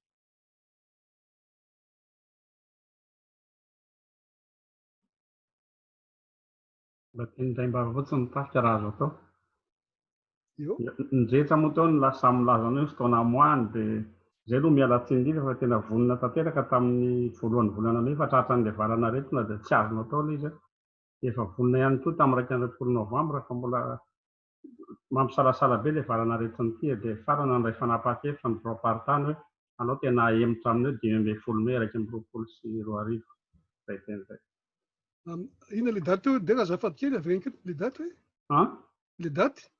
Amin'ny 20 May 2024 no atao ny famoahana dia miara avoaka ilay andihany tamin'ny taona teo sy amin'ny taona ho avy zao izay hanomboka amin'ny septambra zao foana ny fampianarana.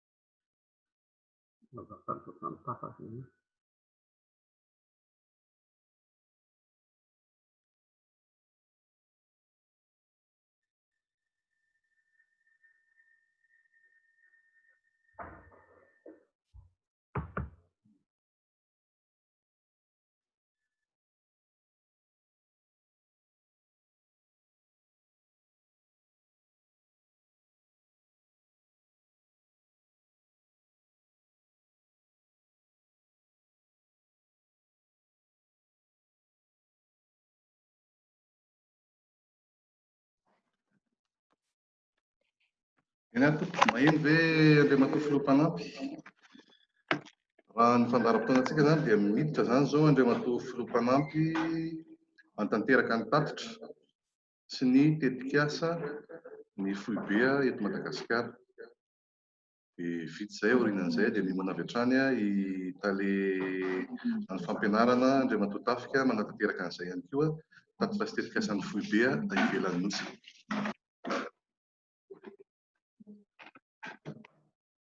Dia mitoy ihany ary sika ka izao zany dia hiditra amin'ny tatitry ny FOIB sika momba ny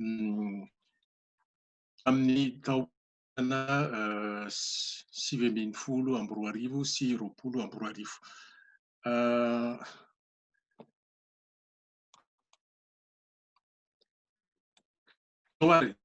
Tsy ny fiadirana fampianarana sy fifana.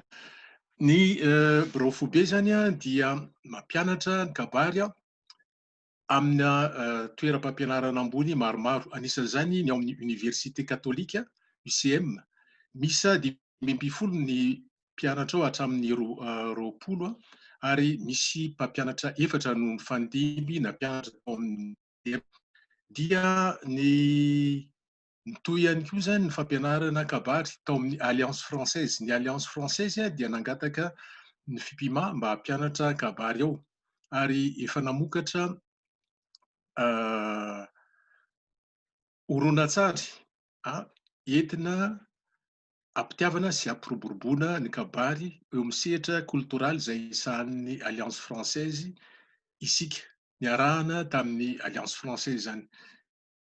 Vokatr'izany dia misokatra ny mpiofana, sokajy sy mpiofana sy ny tany-ketsa tao amin'ny Alliance Française ary isaky ny asabotsy maraina no isian'izany fampianarana zany ao amin'ny Alliance Française.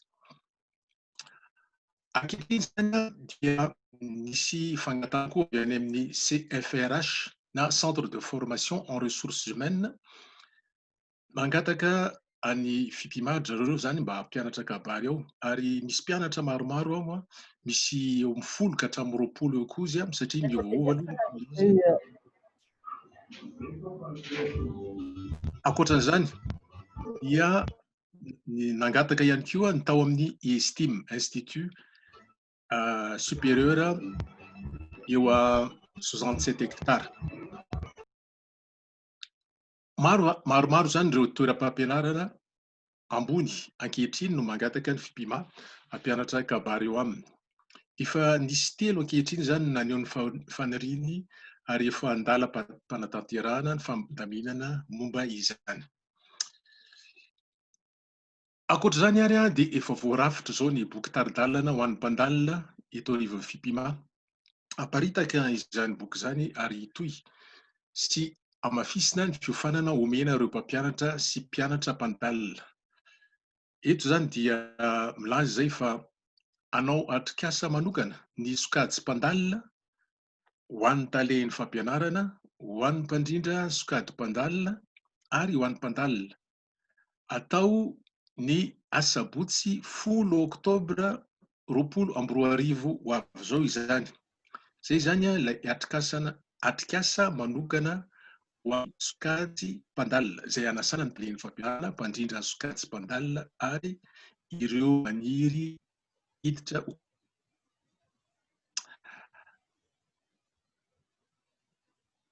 Ankoatr'izany moa dia efa ity mbola misy anankiray zany anao fiofanana 4 misesy zany ny mpandalina ampahafantarana izay rehetra momba ny mpandalina.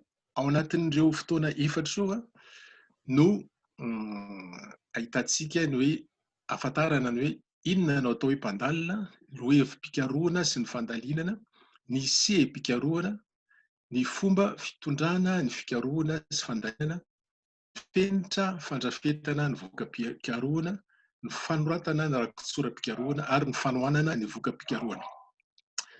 Koa isa-tapabolana manaraka ilay dinika morom-patana zara-takalo no fotoam-pampianaran'ny mpandalina zany. Ireo le fiofanana 4 misesy ireo dia ny 12 septambra, ny 19 septambra, ny 10 oktobra izay anombohana ny fampianarana miaraka dia ny 4 oktobra.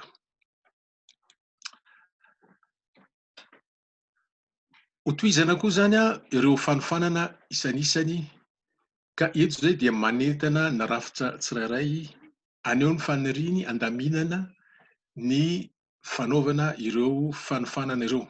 Reto avy moa ny lohevitra iofanana dia ny fahaiza mitarika sy fahaiza mitantana ho an'ny tompony andraikitra, ny fandrindrana fiarahamonina ho an'ny rehetra, ny fampirarahana ho an'ny rehetra koa, ny fandrindram-potoana ho an'ny rehetra, fahaiza mitarika fivoriana tao ho an'ny rehetra, ny fomba fandalinana ara-tsiantifika ho an'ny mpandalina.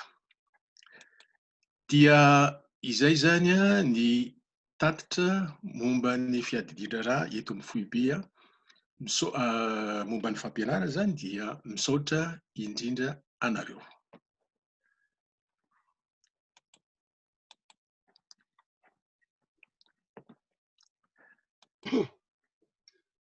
zay ary kolazy tokony avy momba zay sao dia misy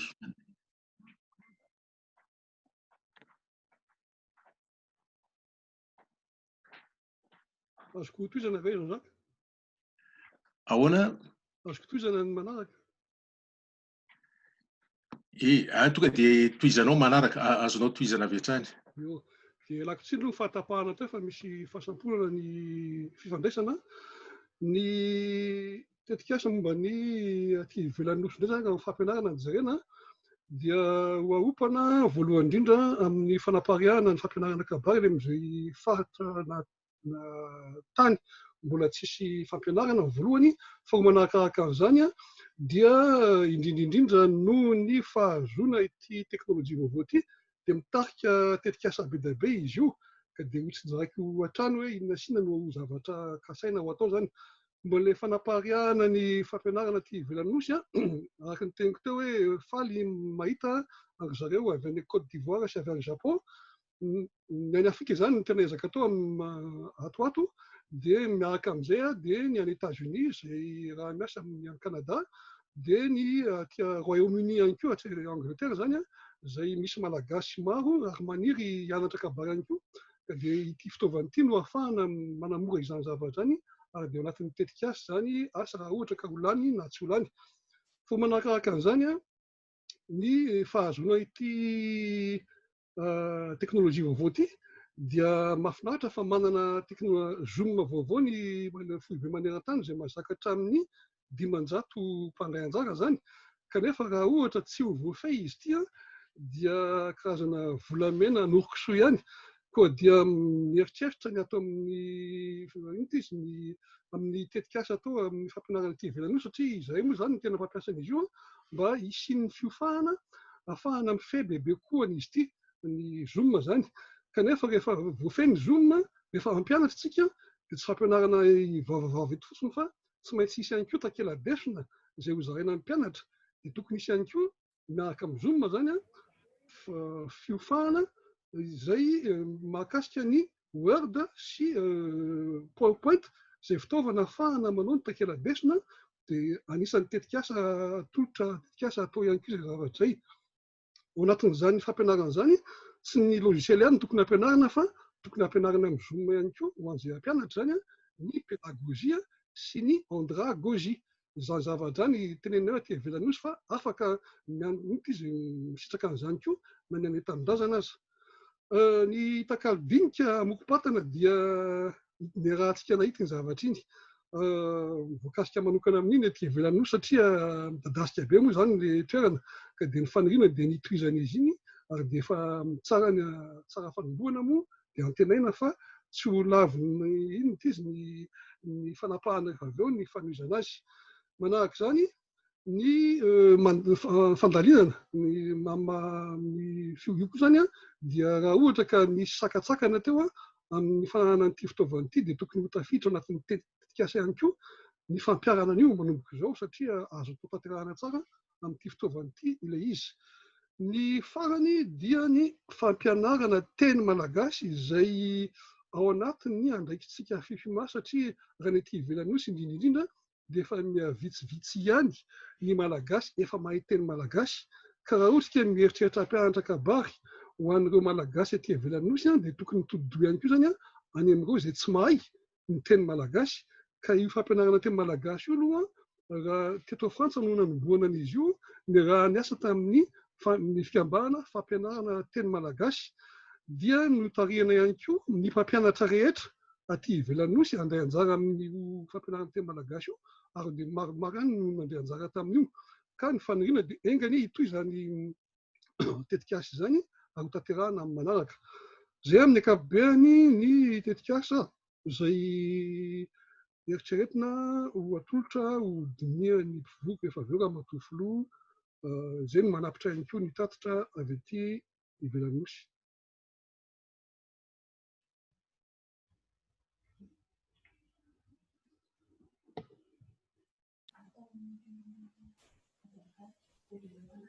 Eny ary tompo kilasy tompo vavy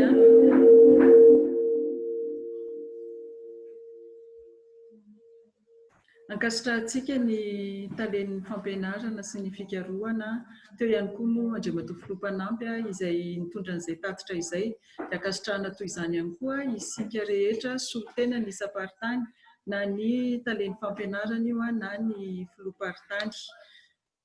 Lambalandina soka odinato ny mamerina indromana ny antitra, indrindra izay tsara ho tadidintsika vokatr'izao atrikasan'ny fampianarana izao.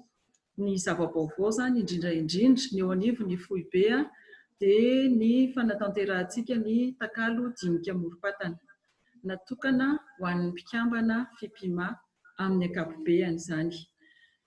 Efa nanomboka izy io fa hoentiny eto amintsika atrikasa moa zany ny fampahafantarana azy, satria natomboka fa mbola tsy nidiniantsika hoe atsipiriany teto amin'ny atrikasa. Ny atsipiriany Tinambara dia mitondra ny tenin'ireo avy ao amin'ny fiadidindran-rano fampianarana eo anivon'ny foibe, indrindra ireo ao anatin'ny filan-kevitra siantifika.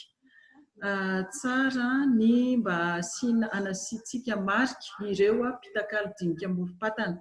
Manana isika ny antsoina hoe mpikambana mavitrika eo anivon'ny FIPIMA, ireo nalolatsakemboka izany. Fa raha jerena zany ny taona lasa dia misy ny pikabary ataontsika hoe miteniteny foana, manao tao foana. Dia ny fandinika ny teo anivon'ny fiadidindran-rano fampianarana hoe tsy ny mpiofa na vao manomboka ihany na ny takalo na ny mpandalina, fa isika mpikambana mihitsy koa ny tokony hisy ny fifanabeazana, fifampitezana eto anivon'ny fikambanana. Dia sehatra iray hifanabeazana io takalo dinika morom-patana io. Ka isa-tapa-bolana no natanterahana azy, sabotsy amin'ny 4 ka hatramin'ny 9. Maro taminareo no niteny hoe tsy mety aminay ny sabotsy. Io anefa maneran-tany isika, ka tsy maintsy ny hevitry ny maneran-tany zany no jerentsika. Dia izay tsy afaka amin'io zany dia mijery indray any anatin'ny Facebook. Mety hisy iteny indray hoe ka izay hoe tsy manao Facebook. Dia niraisina ihany koa ny avy any amin'ny faritany rehetra, mety misy ny hoe afaka manao Facebook fa tsy teanao, fa misy koa ohatra hoe tena tsisy réseau mihitsy any amin'ny toerana misy azy, na tsy manana fahafahana manao Facebook eo amin'ny fitaovana zany. Efa nijinian'ny foibe avokoa ireny entaentanareo ireny, dia ny hevitra roso zany dia toy izao. Entanina ny mpikambana rehetra eto anivon'ny FIPIMA hisoratra anarana ao amin'ny takalo dinika morom-patana. Misy ny saram-pisoratana anarana, satria maro ny fitaovana ilaina entina manatanteraka izany, dia izay ny anton'ilay saram-pisoratana anarana. Efa nirahana napaka teo anivon'ny filomparitany rehetra io, fa tsy nitety anivon'ny foibe ihany hoe ohatry ny ahoana no mety ho zakan'ny mpikambana zany. Dia ankoatran'izay nefa toy ny mahazatra na ny latsakemboka aza dia misy ny hoe tsy vitanay manefa ny latsakemboka noho ny izay zany le hoe tranga manokana na maningana eo amin'ny resaka hoe sosialy. Mety misy ohatra tena hita mihitsy hoe tsy mahavita n'ilay sarany nefa tena mavitrika izy. Ireny olona ireny zany dia ohatran'ny mahazatra manao taratasy manokana fangatahana aty anivon'ny foibe ny mba anatrehany na mba hidirany ho mpitakalo dinika morom-patana noho ny antony arak'izay hoe misy eo amin'ny lafiny sosialy izay, dia hoekena zany ireny rehefa nao amarin'ny filoha-tsampana sy ny filoha-paritany. Noho izany, isika rehetra mpikambana FIPIMA zany dia afaka manatrika ny takalo dinika morom-patana avokoa, tsy sakana ny vola, tsy sakana ny fotoana. Ezahan'ny foibe mba ho atao anaty horonan-tsary ireny takalo dinika morom-patana ireny, ary ho alefa any amin'ireo toerana izay tsy mahazo réseau, araka ny lazaina teo. Ohatra raisiko hoe any amin'ny toerana ambanivohitra anankiray izay misy ny sampana FIPIMA, fa ny filoha-tsampana kosa zany no tokony manao fandaminana amin'ny fotoana hitondrana an'izany takalo izany any amin'ny toerana arak'izay fandaminana eo. Mety hoe isa 3 volana ohatra, dia takalo enina zany no hita ao anatin'izay, vita mandritra ny tontolo andro mijery an'izany takalo enina izany, azo atao tsara zany. Fa ny hoety manana amin'ny fampitaovana kosa dia manampy ny avy aty amin'ny foibe ahoana ny ahafahana mitondra ny horonan-tsary any amin'ilay toerana any ambanivohitra anankiray, na miampy ihany koa ohatra tahirin-kevitra any amin'ny toerana tsy misy jiro. dia ilay tahirikevitra indray izany noentinany dia raha miasa amin'ilay sampana sy ny faritany any an-toerana. Dia mbola manantitra ihany izany ny tenanay aty anivon'ny Foibe hoe azony rehetra atao no miditra ho mpitakalika dinika morom-patana, tsy sakana ny vola, tsy sakana ny fitaovana fa efa manao arak'izay azony atao ny Foibe hifanampiana amin'izany. Izay manana mety manana kosa nefa dia misy ny saram-pisoratana anarana dia nataonay ihany hoe ny mihoatra tsy ferana, toy ny mahazatra ihany, ny mihoatra tsy ferana dia entanina izany isika rehetra mba hifanampy ao anatin'izay.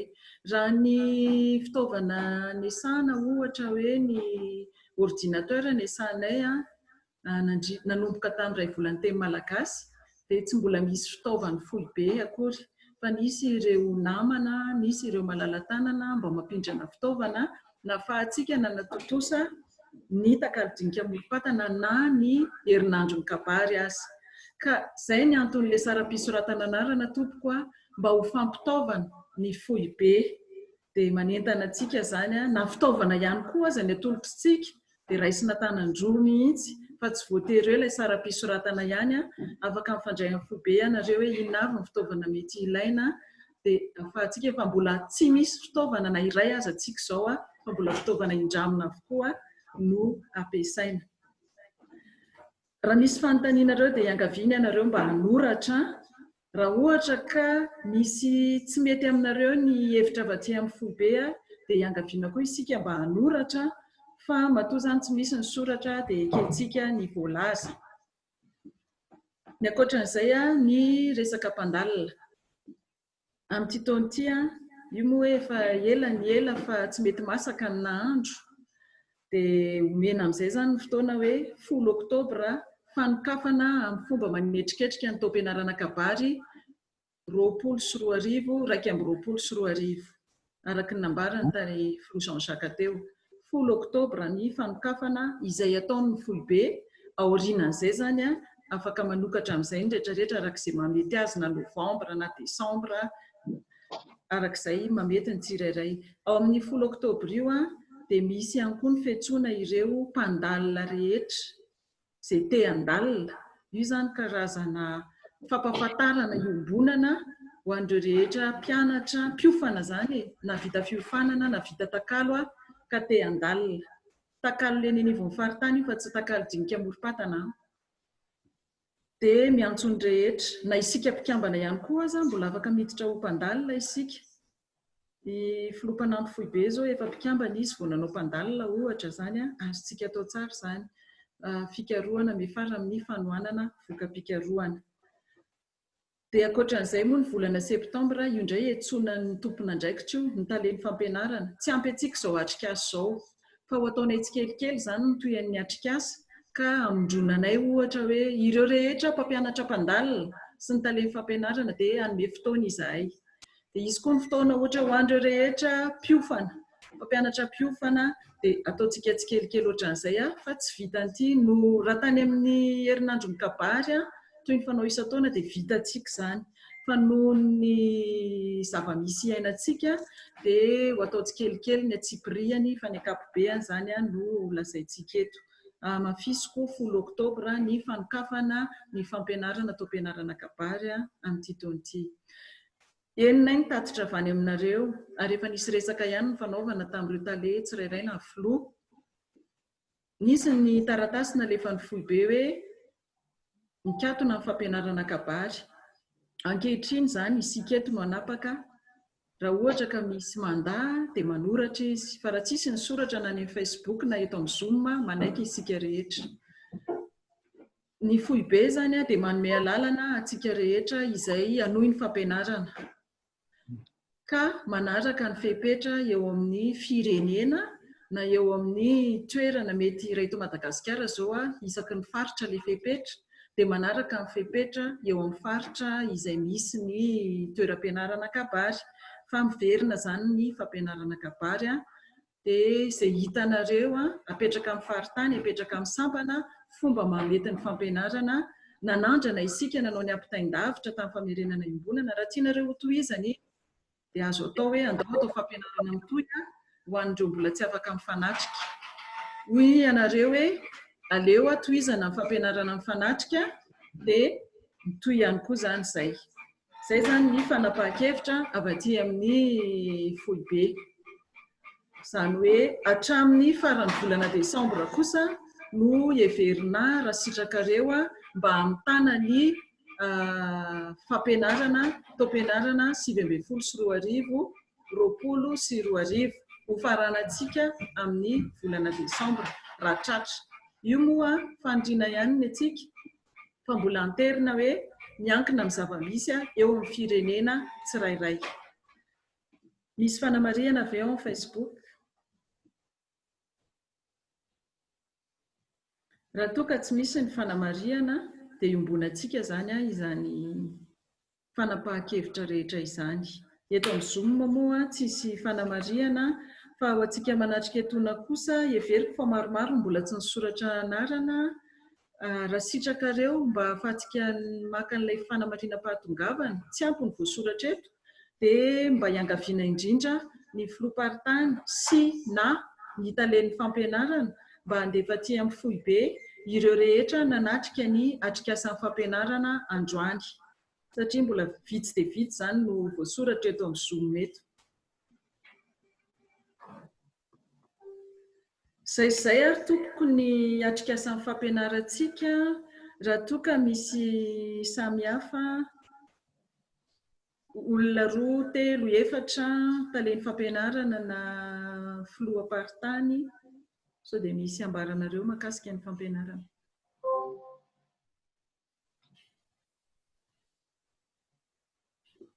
Tembava fotsiny hoe amin'ilay fahitana ilay anaran'ny ohatra hoe mpampianatra tonga ao azavatra ny demandiary aloha ny amin'ny Vety Frantsa fa tena tsy naharainy izy mihitsy aho fa zao avy mitety izay anarana hitako eto azafady mihitsy.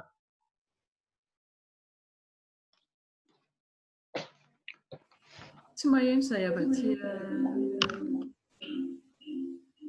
fangatahana fotsiny hoe tsy avy atany dia misy fangatahana masy teo natao Andramatoa Flo hoe ny anaran'ilay mpampianatra manatrika eto ka zao vao manomboka mijery an'ilay izy dia mba fangatahana amin'ny mpampianatra Vety Frantsa mazavatra ny demande nareo fa zao vao mijery ny anarana tsirairay. Manao azafady mety tsy ho an'ny any Frantsa ihany angamba izay fa ho an'ny rehetra. Ity zany ho faranantsika satria mbola nomana ny fivorian'ny anteny Mera Foibe koa rehefa avy eo raha toa ka tapakintsika ny resaka teo fa tsisy atao hoe nitsangako fefy na nitsivalako vidiny fa ianareo mpampianatra izay ny anaovana antsoavo soraty any amin'ny talen'ny fampianarana na amin'ny filoha-paritaninareo ny anaranareo rehetra izay nanatrika teto mandefasa hafatra any aminy hoe nanatrika teto ianareo. Izay angamba mety ho an'ny rehetra ao.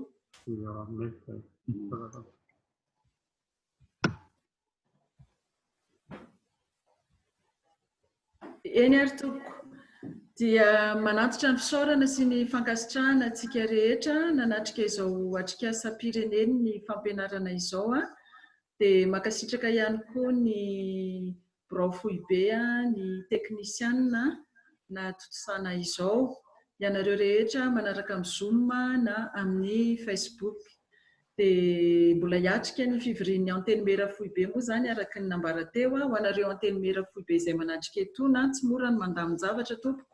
Anteny Mera Foibe FIPIMA #2024 izay no hidirantsika rehefa avy eo. Efa nalefa any Messenger anareo any izy io tompoko.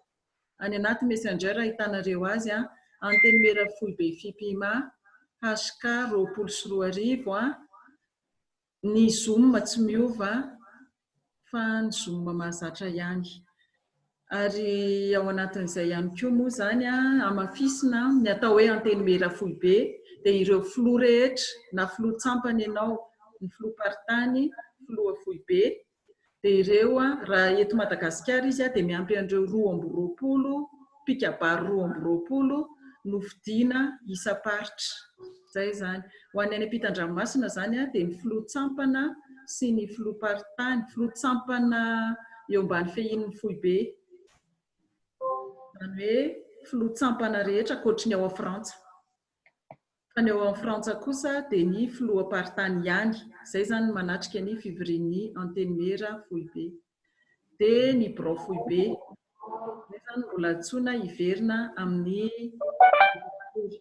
ankoatran'izay amin'ny efatrora Madagasikara amin'ny fitora sasany ora Madagasikara dia hiverina isika amarana ny herinandron'ny kabary amin'ny resadresaka ansika afaka amin'ny resadresaka nanahoana amin'ny fahitantsika ny herinandron'ny kabary dinidinika samihafa tsy maharitra lava intsony fa fotoana fohy sady amarana antsika amin'ny fomba ofisialy ty herinandron'ny kabary ity. Eny ary tompoko makasitraka sahady andreo nandefa ny anarana dia ambarako ary famifarana ny atrikasapireneny ny fampianarana kabary taona 2024. Makasitraka tompoko lahy, makatelina tompoko vavy.